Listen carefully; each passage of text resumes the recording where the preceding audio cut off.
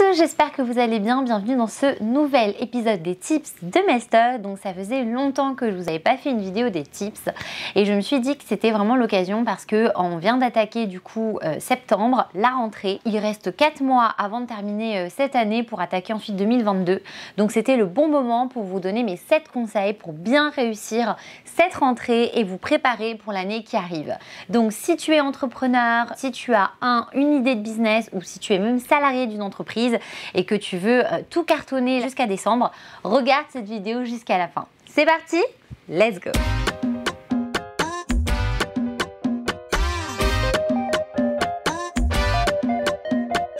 Si tu es nouveau sur la chaîne de Melstock, Melstock c'est le talk show dédié à mettre en lumière les entrepreneurs. Donc nous, ce qu'on fait, c'est qu'on permet aux entrepreneurs de partager leur histoire, on leur donne de la visibilité grâce à nos formats vidéo. Donc si tu es un peu curieux, n'hésite pas à aller voir également notre site internet. C'est parti du coup pour mes 7 conseils pour réussir votre rentrée en tant qu'entrepreneur.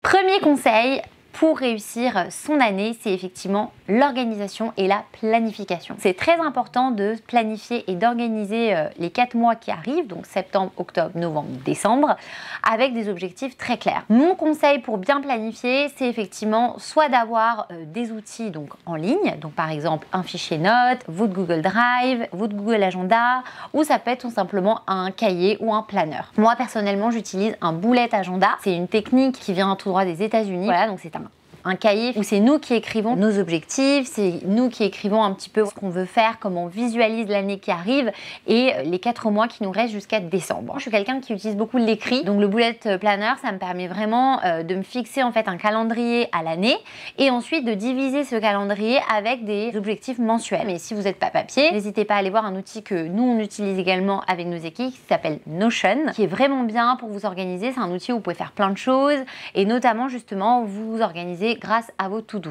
Donc choisissez le meilleur outil qui est le mieux adapté à vous et commencez à planifier et organiser cette année qui arrive. Mon deuxième conseil, c'est de vous fixer des objectifs atteignables avec une deadline. On connaît en tant qu'entrepreneur, on veut tout le temps se fixer 1 milliard d'objectifs, on veut atteindre les sommets, etc. Alors c'est bien d'avoir de grandes ambitions, c'est important, etc. Ça vous motive, mais il ne faut pas oublier que c'est en atteignant aussi nos objectifs que ça va nous motiver à en fixer d'autres. Donc si vous atteignez jamais vos objectifs, au bout d'un moment, vous allez un peu lâcher l'affaire. Donc, mon conseil, c'est vraiment quand vous vous posez pour fixer vos objectifs, que ce soit mensuel, que ce soit annuel, que vous fixiez des objectifs qui soient à peu près atteignables. Donc, il faut être quand même assez réaliste.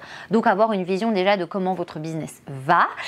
Et en fonction de ça, vous vous fixez des objectifs atteignables avec ce système, bien sûr, de SMART. Quand on fixe ces objectifs, il faut qu'ils soient donc atteignables, mesurables, il faut qu'ils soient donnés dans le temps. Donc, il faut vous fixer un temps, donc si c'est un objectif très court, donc à la semaine ou même à la journée, et si c'est un objectif qui requiert plus de travail, fixez-vous un objectif mensuel. Donc une fois que vous avez choisi votre méthode de planification, vous fixez des objectifs qui soient atteignables et bien sûr mesurables dans le temps. Mon troisième conseil, c'est d'éviter au maximum les distractions. Donc c'est quelque chose qu'on vous dit souvent en tant que salarié, entrepreneur, freelance. Il y a plein de distractions, la télé, les collègues, le téléphone, les notifications. Il y a tellement de choses en fait qui peuvent vous distraire dans une journée qui fait que finalement votre journée n'est pas productive. Donc ça, il faut vraiment que dès maintenant, si vous voulez faire une différence jusqu'à décembre, il faut que vous fixiez des règles. Donc par exemple, j'utilise mon téléphone qu'à certains moments de la journée, je mesure combien de temps je passe à peu près sur mes applications et j'essaie de réduire au maximum ce temps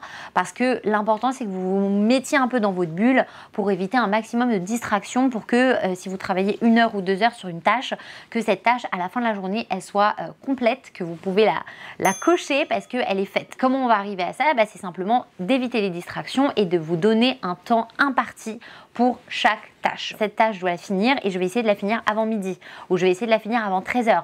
Si vous ne fixez pas de deadline, vous allez peut-être faire une tâche mais dans la journée.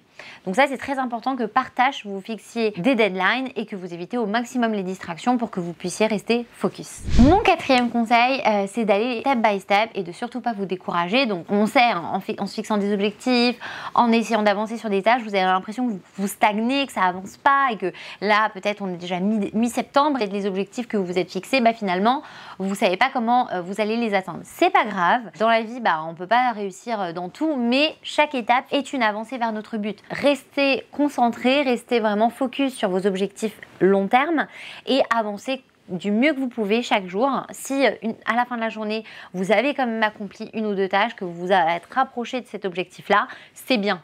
Voilà, faut pas trop non plus exiger de soi-même. Donc faites ce que vous pouvez et allez-y step by step. Mon 5e conseil, c'est de vous aider grâce à la visualisation. C'est vraiment la technique de se visualiser la vie de rêve, la vie que vous voulez. J'essaie de le faire tous les jours, mais des fois j'oublie. Donc c'est quand même essayer d'instaurer ça dans votre routine quotidienne au moins 2-3 fois dans la semaine où vous posez vraiment, vous fermez les yeux et vous prenez vraiment 3 minutes pour visualiser vraiment entre guillemets la vie que vous voudriez avoir. Vraiment essayer au maximum de vous visualiser, mais vraiment de manière concrète, des choses que vous aimeriez obtenir. Et c'est une technique qui est en rapport également avec la loi de l'attraction. Donc ça peut vraiment marcher si derrière vous fournissez les efforts nécessaires. Et le fait de se visualiser, des fois, ça permet davantage de vous aider dans la concrétisation de ces rêves-là. Mon 7e conseil, du coup, qui rentre un peu dans cette idée de visualisation, c'est de travailler votre mindset. Donc c'est très important en fait. J'ai l'impression qu'il y a beaucoup d'entrepreneurs qui sont tellement focus sur le travail et je dois accomplir ces tâches, je dois faire ci, etc., qu'ils oublient qu'en fait, c'est votre cerveau, entre guillemets, qui dicte un peu les choses. Donc, si vous ne travaillez pas votre mindset, si vous n'êtes pas dans un objectif de vous dépasser chaque jour, de vous sortir de vos zones de confort, alors je ne dis pas que tous les jours c'est rose, chaque jour a son lot de challenge, mais il faut que vous travailliez ce mindset pour vous aider en fait à surpasser les difficultés. Comment vous le faites? Donc moi, par exemple, je le fais grâce au sport. Je l'avais déjà mentionné dans d'autres vidéos. Le sport, personnellement, moi, ça m'aide beaucoup à travailler mon mindset parce que je sais que quand je galère, etc., dans une activité ou quand j'ai envie de pousser un peu mes limites, c'est ça que j'utilise également au quotidien dans le travail si je suis face à un problème pour m'aider à avancer. Donc travailler votre mindset, ça peut être également lire, faire une activité, bref, tout ce qui va vous faire du bien à votre cerveau pour que quand vous rencontrez un challenge dans la vie de tous les jours, vous ne soyez pas bloqué et vous baissiez les bras. Donc c'est très important de trouver la bonne technique pour vous challenger et avancer dans vos résultats. Mon dernier conseil, c'est bien sûr de profiter un petit peu de votre vie quand même. En tant qu'entrepreneur, on est tellement dans notre routine et on a tellement des objectifs et l'ambition que des fois on en oublie oui, il faut prendre un peu du temps pour soi. Je pense qu'il y a beaucoup d'entrepreneurs qui doivent vous le dire. C'est important quand même de trouver un équilibre dans votre quotidien, un équilibre dans votre routine. Ça peut être faire un cours de danse, faire un cours de Zumba, aller se promener, boire un café avec des amis, etc. Donc trouvez vraiment ce qui vous fait du bien, ce qui va faire que vous allez déconnecter un petit peu du travail et que vous allez penser à autre chose. Donc moi, encore une fois, c'est un peu passer du temps avec mes amis, voyager, partir en week-end, faire du sport. Donc vraiment trouver ce qui vous fait du bien, incorporez-le dans votre routine et trouvez un équilibre entre votre travail et le fait de profiter, bien sûr, pour tenir sur le long terme. Et on sait que l'entrepreneuriat, c'est un marathon. Il faut trouver un équilibre pour réussir à tenir. Et voilà, c'était mes 7 conseils pour bien démarrer sa rentrée. Donc j'espère que cette vidéo vous a plu. Si c'est le cas, n'oubliez pas de vous abonner à la chaîne et de mettre un petit pouce bleu. Et dites-nous en commentaire quel est le conseil qui vous a percuté, tilté. Et si vous en avez d'autres, c'est le moment de les partager avec nous. En attendant, je vous donne rendez-vous pour un prochain épisode de Melstock. Et si vous voulez passer dans notre talk show, n'oubliez pas que tout est disponible sur notre site internet. Toutes les offres sont expliquées. Donc rendez-vous dans les liens en description. À très vite!